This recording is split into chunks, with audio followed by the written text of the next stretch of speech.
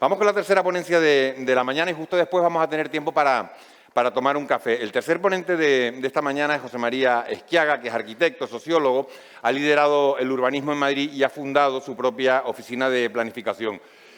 Tiene numerosos premios en España, también en Europa, y destaca por su visión integral del urbanismo y de la transformación territorial. José María viene a hablar de la ciudad que queremos, una propuesta de reflexión, dice José María, desde Tenerife. Bienvenido, muchísimas gracias por acompañarnos. Hasta por aquí, ¿no? Que de repente pensé. Bienvenido. Pensé, lo estoy presentando y se va. Muy bien. Sí. Muchísimas gracias. Es un privilegio estar aquí con todos ustedes y, en general, estar en las islas, ¿no? He tenido, además, la ocasión de estar, por diversos motivos, en Tenerife, ¿no? En los últimos tiempos, con lo cual, pues, realmente, al final, la sinergia que uno adquiere pues es mucho mayor. Muchas gracias a la Fundación, al Ayuntamiento, a todos los sponsors de estas jornadas y felicidades por la idea. Bueno, vamos avanzando, ¿no? Yo creo que ya se puede ver por el público y la dinámica que está cobrando este encuentro, que es interesante y que es estimulante. Hemos visto dos cosas: el valor de las ideas, expuesto por Carlos, ¿no? Que ya somos viejos rockeros, ¿no? Y hemos actuado en muchas plazas juntos, ¿no? A un lado y al otro del Atlántico, ¿no? Y la verdad es que admiramos mucho su trabajo y es siempre una fuente de inspiración importante, ¿no? Y hemos aprendido con Margarita, con la que también hemos trabajado en algunos de estos edificios en Villaverde, los recordamos todavía, y el valor de medir las cosas, es decir, de aterrizar las cosas, ¿no? Y yo voy a hablar de la ciudad que queremos como el valor de inspirar y de transformar las herramientas que tenemos, el planeamiento, a estos valores y a estas cuestiones. Hay que hacerlo desde los valores y desde las ideas, y hay que hacerlo objetivamente, hay que hacerlo aterrizando, midiendo, valorando, evaluando, monitorizando las cuestiones que planteamos.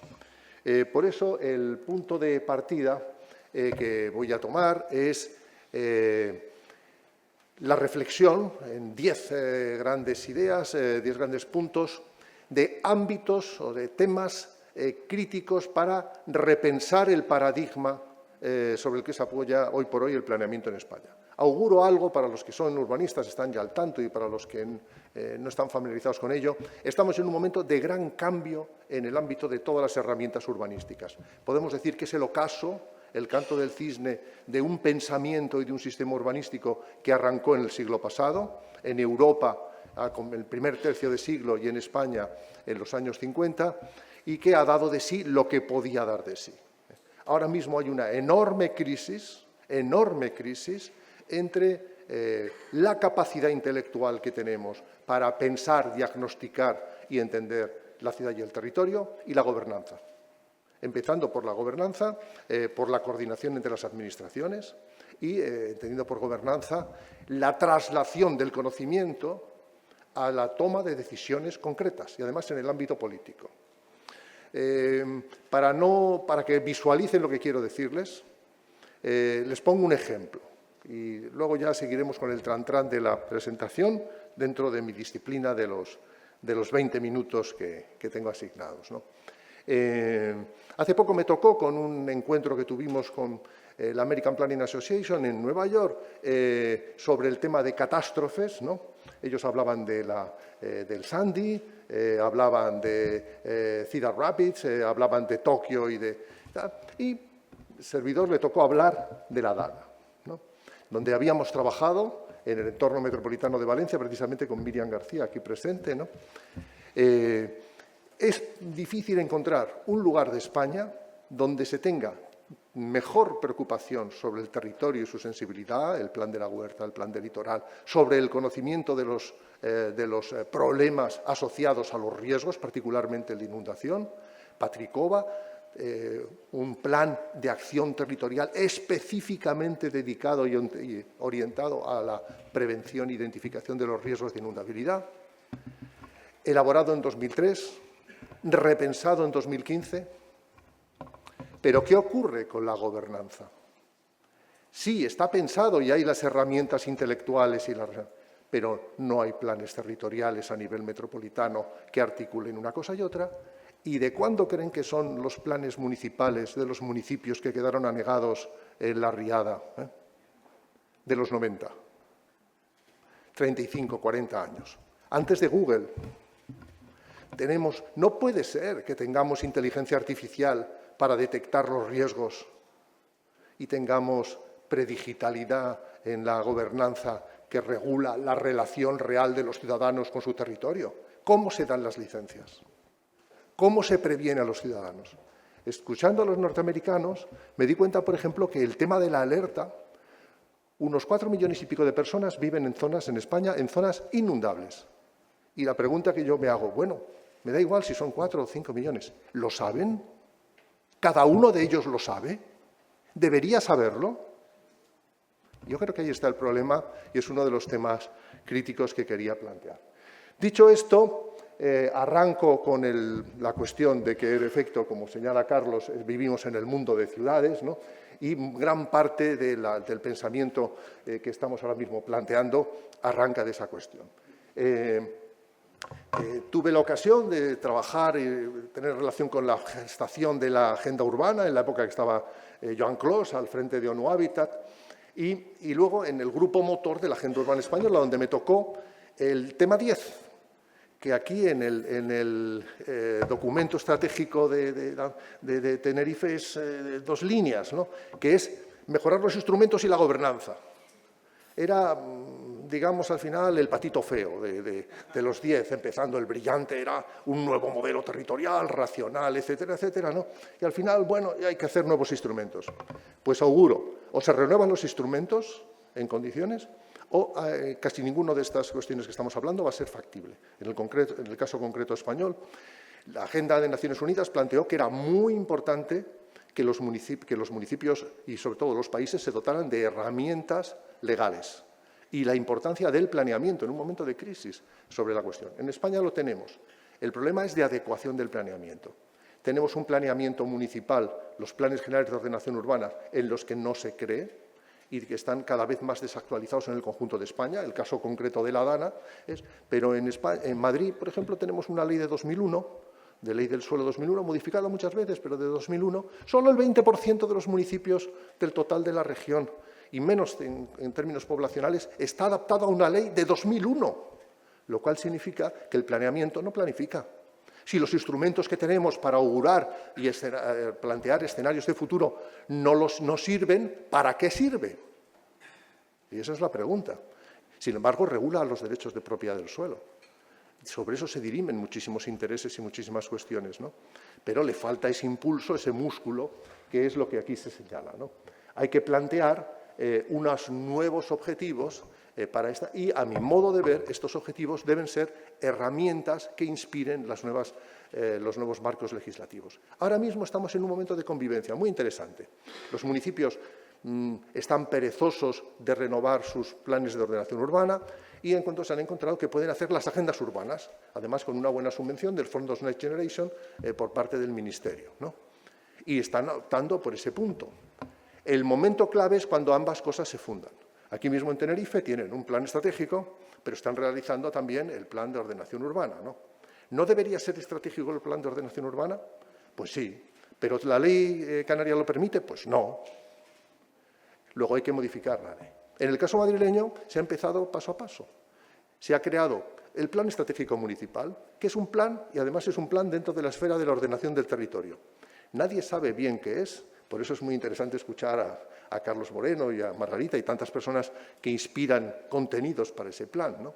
Pero al mismo tiempo está claro que la convergencia es a un nuevo tipo que será la síntesis de los viejos planes que desaparecerán y esta nueva idea del plan estratégico con una intención, que por lo menos los planes que van a hablar del futuro hablen de lo importante, porque ahora mismo regulan lo accesorio, en muchos casos lo banal, ¿no?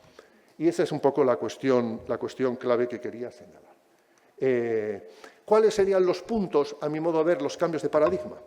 Quizá como es muy comprimida la conferencia, no puedo hacerles el paradigma dominante, pero les diré, el paradigma dominante es que los planes sirven para regular la propiedad del suelo. Y por eso cada vez son cosas más bien de abogados, de expertos juristas, y casi todos los urbanistas nos hemos hecho un poco abogados, ¿no? Yo era licenciado en Ciencias Políticas y me fue más fácil esa adaptación mental a los conceptos jurídicos, ¿no? Pero esa es una cuestión, digamos, muy peculiar de España y de Francia también, ¿no? El último libro de Tribillon es el urbanismo, la legislación perjudica seriamente al urbanismo, como las cajetillas de tabaco, ¿no? Entonces, esta es una cuestión, realmente, ¿cuáles serían los nuevos paradigmas? Y voy a pasar ya muy rápido. En primer lugar, el tema de la salud. Tiene de bueno la salud, que claro, Margarita, aquí te pongo, nos vamos a Vitruvio, casi las cosas que decías, claro que no son innovación, se han olvidado. Es decir, para Vitruvio, claro que el sol y el viento, era un obseso de los vientos, o sea, era la clave de pensar la propia arquitectura, ¿no? Claro, la ciudad industrial nos planteó nuevos desafíos, ¿no? Y esta imagen, que suelo contar en detalle este episodio, ¿no?, de la contaminación del Támesis, donde se captaba el agua potable al tiempo que se echaban los detritos, ¿no? Además, allí aparece en la barcaza Faraday, precisamente, ¿no? Es decir, como era una ironía plantea que el urbanismo nació justamente para dar respuesta a esto, no nació para regular la propiedad en sí misma ni para asegurar la equidistribución de derechos y cargas, sino fundamentalmente para asegurar algo más básico y más elemental, ¿no?, que es casi el derecho a la vida de las personas, que se plasma en temas de ingeniería objetiva, no son música celestial ni chácharas. Al final, salvar la salud es saneamiento, ¿no? Y en América Latina hemos tenido ocasión de trabajar muchas veces en esos lugares donde había ya teléfonos móviles, pero todavía no había saneamiento, ¿no? Llegó antes una cosa que otra, ¿no?, y plantear esas cuestiones. La arquitectura moderna, en gran medida, la que ahora hablaba Margarita, la que tiene grandes ventanales, que está preocupada por la ventilación, etcétera, arranca de esto. Esta es una imagen de Madrid, años 40. Es decir, ¿qué es hacinamiento? Esto. No es una teoría, no es el hacinamiento. ¿Y qué dice la arquitectura moderna? Este es un esquemita de Álvaro Aalto, ¿no? Sol y aire, sol y aire. Ya es mucho esa idea de sol y aire, que dio lugar a toda la revolución de la que todavía somos herederos, ¿no?, de la arquitectura contemporánea. Ahora bien, ¿qué es lo que esperamos ahora? Por una parte, la utopía de vivir 100 años. ¿Y a quién se la confiamos? A la tecnología. Error. Luego veremos por qué, ¿no? Las enfermedades infecciosas ya no son un problema, pero las enfermedades de calidad de vida, no, de estilo de vida, son dramáticamente importantes. Fundamentalmente, las que ya han sido señaladas. ¿Cuál es el indicador más relevante, a mi modo de ver, de calidad urbana? Pues ahí coincido con Joan Clos, es la esperanza de vida. No se me ocurre ningún otro indicador sintético que dé mejor. Si no hay esperanza de vida, el resto, por así decir, nos sobra en gran medida, ¿no? Y la esperanza de vida depende de cuestiones tales como el hábitat, pero fundamentalmente el estilo de vida plantado en esa imagen de este hombre obeso situado en un ordenador, ¿no?, que tiene al lado su herramienta más básica de trabajo, que es el automóvil. Lo hemos confiado a la alta tecnología, nos salvó del COVID y pensamos que ya nos llevará a los 120 años, pero mientras no solucionemos esto, que es baja tecnología, no vamos a llegar a los 120 años, porque antes nos acosarán, digamos, enfermedades respiratorias, alimenticias, cardiovasculares, cánceres, etc., ¿no? Fíjense esta imagen, que es del año 44, del Servicio Nacional de Salud inglés, en plena Guerra Mundial, en plena Segunda Guerra Mundial. La pongo porque me impresiona. Y dice, ¿qué es lo que haría un hábitat saludable? Es válido ahora mismo el 100%. Arriba, vivienda social en un entorno, digamos, privilegiado, ¿no? La tecnología de los años 40, los baños, los lavabos, las cisternas, inodoros, el baño individualizado, ¿no? Dice, el empleo, el tema de, dice, la dignidad en el trabajo, basada en fábricas que no sean lugares sombríos y... ¿Se han fijado ustedes cómo son las fábricas? ¿Han visto ustedes fotos interiores de las fábricas, de los talleres realmente? ¿Cómo puede ser que disfrutemos de la vida, del espacio público, etcétera, y los lugares de trabajo sean los más sórdidos imaginables, en muchos de los casos, sobre todo en el ámbito industrial, ¿no? Pero finalmente hablan de educación en un colegio y la buena alimentación, ¿no? Son prácticamente los puntos. No todos son urbanísticos, pero muchos sí son urbanísticos. Sigamos. El tema de la sostenibilidad, a mi modo de ver, va a quedar sustituido por el tema de los límites ecosistémicos. La sostenibilidad es muy difícil de medir. Todos los políticos señalan que tienen un programa sostenible, ¿no? Bien, ¿y cómo se mide? ¿Cómo sabemos si avanzamos a la sostenibilidad o vamos para atrás, ¿no? Las emisiones de carbono ya son un indicio, pero ojo, aquí estaba yo mismo era en Gran Canaria, en Las Palmas, ¿no? En un evento sobre el tema de... Y una periodista le preguntó a un ponente con una inteligencia sagaz, ¿no? Que solo las personas ajenas, pero con esa profundidad, digamos, aguda, dice, ¿y cuándo fue que ustedes dejaron de hablar de la reducción de emisiones, ¿no? Y empezaron a hablar realmente, principalmente de la operación sobre la mitigación, ¿no? De la mitigación, empezaron a hablar de la adaptación, ¿no? ¿Cuándo fue que dieron por hecho, ¿no? Como vamos a ver después, ¿no? Que realmente es ineludible y que lo que hay que hacer ahora mismo es elevar diques, es decir, lo que está haciendo Nueva York para que no le pille otro Sandy, ¿no? El 11S no puso a Nueva York de rodillas, pero el Sandy sí. El Sandy supuso una disrupción de los sistemas urbanos en su conjunto. Y el COVID parecía que había puesto a Nueva York. ¿Pero qué mostró Nueva York en eso? El poder de la densidad y la redundancia de infraestructuras, el valor de la densidad, el valor de la proximidad, ¿no? Al final, tener un hospital y otro, y otro, y otro, y centros de salud y una red profunda resultaba que era más poderoso que el modelo de Los Ángeles, ¿no? Que al comienzo se pensaba que no, que era el modelo que nos salvaría definitivamente de las pandemias infecciosas, ¿no? Bueno, cuestiones como el reacoplamiento energético, de esto no voy a mencionar, solamente es no olvidar. Estas son cuestiones que deben ser materia, a mi modo de ver, de la agenda del planeamiento y de la agenda legal del planeamiento. Es decir, ahora mismo podemos hacer planes generales sin mencionar la salud, ni mencionar casi ninguno de los temas que estoy señalando acá, ¿no? Y cumplirían la ley. Y serían planes generales, serían denominados planes generales. Cuestiono, por tanto, principalmente la utilidad. El tema de la infraestructura verde, en realidad es un concepto publicitario. ¿En qué sentido? Porque la protección del verde y la cuestión del verde es clave. ¿Pero por qué infraestructura verde? Subiéndolo de categoría de infraestructura, estábamos con una competencia entre las infraestructuras lineales, tecnológicas y las infraestructuras, y el verde era blando, las otras infraestructuras son duras. La infraestructura verde obliga a pensar de otra manera, el verde en positivo, el verde como un elemento vertebrador, como una verdadera infraestructura, ¿no? Y en ese sentido, bueno, esta es una imagen de Madrid, ¿no?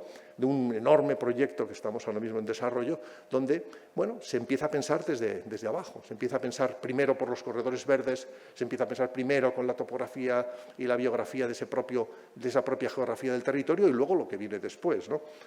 Invito en el tema de la refinería a que se piense también así.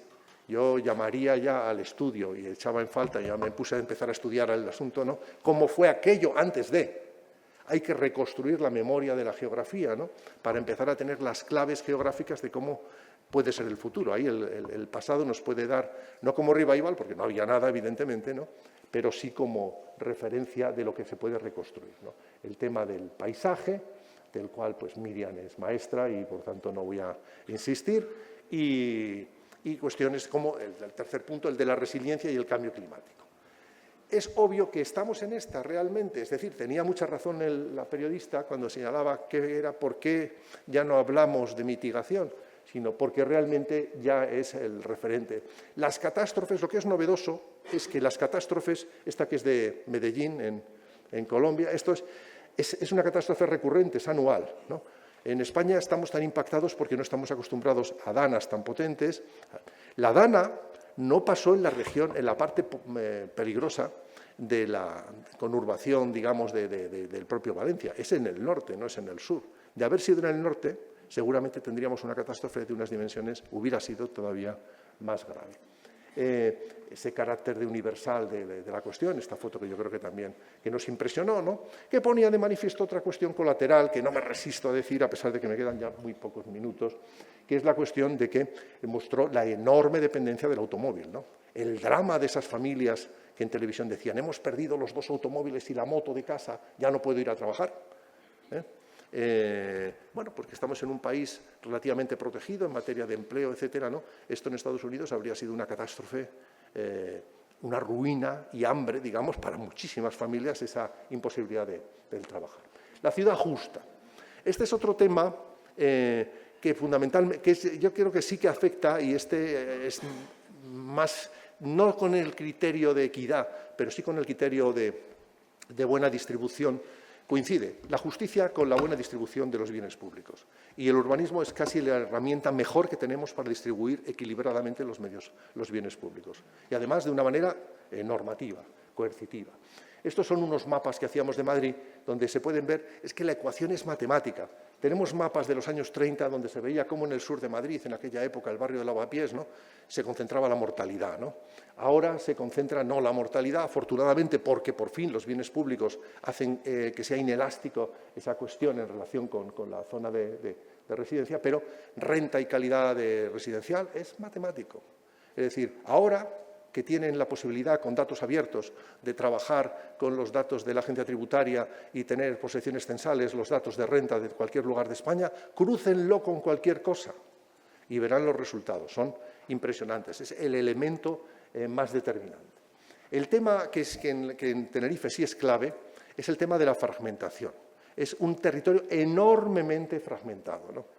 Es verdad que esta fragmentación en gran medida es voluntaria y en gran medida somos culpables los propios arquitectos, las utopías urbanísticas desde los años 50 de la vida en el campo. Claro, ahí tenemos la realidad de los años 60. Vivir felices en el entorno, en este caso es de Joy Wright, ¿no?, pero esa es una revista del año 60 y pico en Nueva York, ¿no?, muestra que la utopía de la vivienda unifamiliar y de la baja densidad al final termina generando un crecimiento disperso. A la derecha, bueno, hay uno, es Houston y Madrid, ¿no?, pero a veces lo quito y con los alumnos pues jugamos a adivinar cuál es cuál, ¿no?, y lo cierto es que está generando ese tipo de espacio deshilachado, etc. En el caso concreto de las islas es un gran drama. En Tenerife es muy dramático, ¿no? Pero he dirigido alguna tesis doctoral justamente para elaborar un sistema de ocupación del territorio que es insólito, ni siquiera en la península es común, es a partir de unas raíces, digamos, una forma radicular de extensión en el territorio que va organizando los asentamientos, al comienzo casitas, pero ahora grandes centros comerciales, elementos de ocio, etcétera, etcétera, ¿no?, de una manera totalmente determinada por la forma de la gran movilidad y de la pequeña movilidad radicular, ¿no? La imagen de esta dispersión, voy a ir deprisa porque ahora sí que ya estoy fuera del tiempo. El tema de la ciudad compleja. Nos basamos todavía en el urbanismo actual en la separación de usos. Es un drama la organización y las regulaciones de los usos en las ordenanzas. Y si algo puso de manifiesto el COVID es que esos usos y la ciudad de la cercanía deben repensarse desde la manera de la compatibilidad.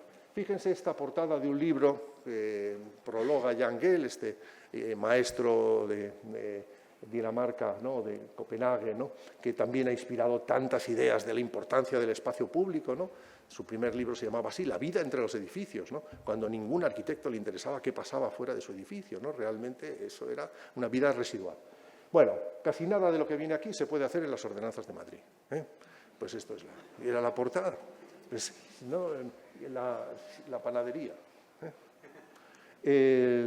Bueno, el tema de la ciudad cercana no podía dejar de mencionarlo, pero claro, esta idea de que la calle ha sido mucho, en esta imagen de Nueva York de principios de siglo, pues vemos, pero la idea de proximidad fue importante en el urbanismo y se ha olvidado. Es decir, al comienzo, cuando no había automóviles, los urbanistas medían los 15 minutos y lo medían de una manera muy bonita, que a mí me encanta, ¿no? Y dice, ¿qué es una unidad vecinal? Pues es el tiempo máximo, la distancia máxima que puede recorrer un niño ajeno, digamos, independiente de sus papás, ¿no?, para poder ir desde su casa al colegio, a la escuela. Eso es una unidad vecinal, ¿no? Y nos preguntaríamos ahora, ¿no? Y es que nuestros hijos siquiera les permitiríamos ir solos a la escuela, ¿eh? En Madrid, desde luego, sería muy, muy difícil, ¿no? La idea de pensar la ciudad cercana, insisto, es recuperar un pensamiento, era el plan del 44 de Londres, ¿no? El problema está en que en un cierto momento la calle se estigmatiza, pero la estigmatización del espacio público convencional y de la calle lo que está dando es no la utopía de las zonas verdes. En gran medida, esta es la periferia en la que vivieron nuestros abuelos y nuestros padres. Estos son los pioneros, lo mismo aquí que en Las Palmas, ¿no? Estos eran esa periferia. Frente a eso, Carlos ya ha hablado del tema de la distancia, y en el caso de algunas ciudades, pongamos Madrid en sus zonas centrales, donde estuvimos trabajando también con Salvador Rueda, ya lo tenemos, con lo cual el problema es que el planeamiento tiende a destruirlo, en lugar de a consolidar esa mezcla y esa integración de usos. Tiende a destruirlo por la mayor especialización y sobre todo por una cosa muy simple. Si tenemos un colegio o una lavandería o una tienda de ultramarinos y un gimnasio o un centro comercial es compatible en ese uso, tengan la seguridad de que el uso más lucrativo desplazará al menos lucrativo y, por tanto, se producirá. Ojo, y es que no le podemos culpar al mercado. ¿Por qué no pensamos en que tengan algo de culpa nuestras normas? Y que si algo nos importa lo debemos cuidar, lo deberíamos proteger de alguna forma, ¿no? Son estas imágenes, ¿no? Y finalmente el tema de la vivienda asequible. He observado que en los datos que me han facilitado de Santa Cruz, ¿no? Está muy en la media nacional. Tiene una población con una distribución muy semejante a la media nacional, incluso a la de las islas, ¿no? Sorprendentemente menos extranjeros, ¿no? Algo más de paro, ¿no? Pero tiene el mismo problema que en toda España ahora mismo tenemos, ¿no? De que nos hemos dormido en los laureles y tenemos una emergencia habitacional, ¿no? Entonces, esto venía a cuenta de que Campamento es un ámbito no tan grande como la refinería, pero las 10.000 viviendas que va a hacer el Ministerio en Campamento son sobre cuarteles militares, con suelo que tiene que regenerarse, tiene que descontaminarse no tan gravemente como en el caso de una refinería, pero también, ¿no?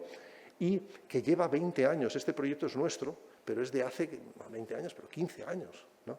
Que no se ha llegado a ejecutar, ¿no?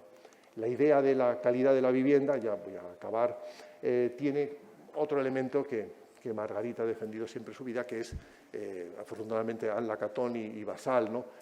Al ganar el Pritzker le han dado por fin una dimensión, digamos estelar y referencial, ¿no? Para todos, ¿no? Que es que las viviendas, se puede, de una vivienda como la que se ve al fondo, alcanzar, mediante una transformación, una vivienda como la que se ve acá, ¿no?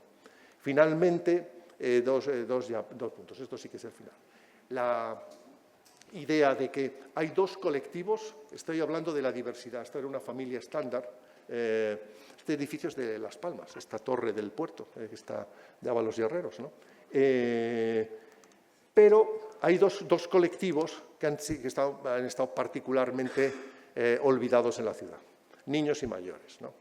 Los niños han sido supervivientes, estos serían nuestros padres, ¿no? Digamos, en su niñez, en Madrid, en la periferia, y van solos al cole, ¿no? Tengo que decir que lo que más me maravilla de esta foto, después de haberla colocado muchas veces en presentaciones, etcétera, es los dos niños de la derecha que van solitos, tendrán 5 o 6 años, y van solos al cole. ¿Alguien dejaría de las que sean padres jóvenes, ¿no? Ir a los niños 5 o 6 años, 6 años, solos al cole, hoy en día? No sé, los riesgos reales o imaginarios que tenemos los padres en la mente lo impedirían. En un cierto momento se inventó la infancia, que es esta idea, y claro, implica pues, rehacer la plaza de Guadalajara, ¿no? Es decir, a Aldo Van Eyck no se le habría pasado por alto que los niños necesitan jugar, etcétera. Incluso a lo mejor no es tan grave el soleamiento de estos cacharros si sirven para jugar, es decir, pero claro, el tema de la infancia olvidada esta foto del COVID daría para hablar mucho. El otro grupo, el de mayores, implica toda una reflexión completa, macro y micro, y no me da tiempo a señalar, pero solamente vean estas dos fotos, 2050 y 2015, ¿no? La generación X estará jubilada, Es decir, y por tanto, no es que tengamos una pirámide de población alterada, es que tendremos una bombilla, literalmente, ¿no?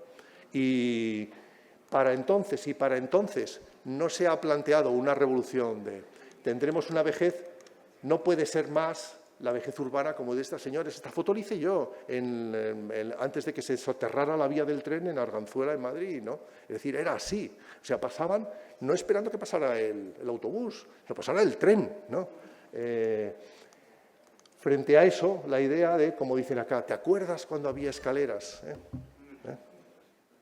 El mundo con escaleras. Y bien, creo que ya con esto he acabado. Los temas de movilidad fundamentalmente es invertir la pirámide básica, volviendo otra vez a darle protagonismo a lo pequeño, fundamentalmente sin olvidar que el segundo escalón de la pirámide está invertida, el transporte colectivo, seguirá siendo clave para vertebrar la ciudad en las medias y largas distancias. Y segundo, que no hay utopías. Es muy simpático poner esta foto, que es la princesa real de Dinamarca, con sus bebés, paseando en su bici adaptada, que además hay cada vez más bicis de este tipo en Copenhague.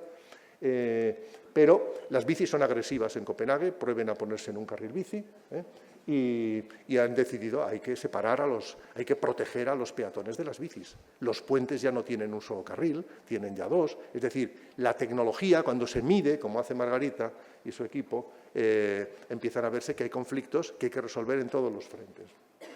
Y creo que esto ya era lo último, plantear que a veces hacemos de la necesidad virtud y es muy valioso. El tema de la naturalización de la ciudad puede arrancar de la misma forma de la ciudad, y este es un tema interesante para Santa Cruz, porque gran parte de los puntos, barrancos y ámbitos que han quedado sin uso son susceptibles de convertirse en corredores verdes que lleguen hasta el bordador de la ciudad, como fue el caso histórico de Copenhague o el caso del Anillo Verde. Madrid, estamos ahora ilusionadísimos porque vamos a tener un bosque metropolitano, ¿no? Pero, claro, ya Abercrombie en el año 1944 ya dibujó el Green Belt, el Anillo Verde de Londres, que sigue existiendo más o menos intacto, muy discutido y tal, a día de hoy, ¿no? La idea de pensar esto es un desarrollo nuestro urbanístico en un municipio, ¿no? Claro, plantea cambiar completamente la racionalidad. Ya hay ejemplos, y quizá el más interesante que pudiéramos poner en esto de regeneración y que debe dar optimismo a Tenerife para pensar que se puede hacer un nuevo territorio, incluso en los lugares más cenicientos, pues es esta imagen del río Manzanares, ¿no? Ahora bien, no olviden un tema clave, ¿no? Y es que los proyectos de regeneración urbana son proyectos costosos y que la justicia social no es gratuita. Implica necesariamente un desembolso y un presupuesto importante y, sobre todo, una idea muy clara de justicia urbana, digamos, a la hora de repartir los costes y de la contribución de cada segmento de la ciudad a esa regeneración urbana. Muchísimas gracias y perdón por los minutos.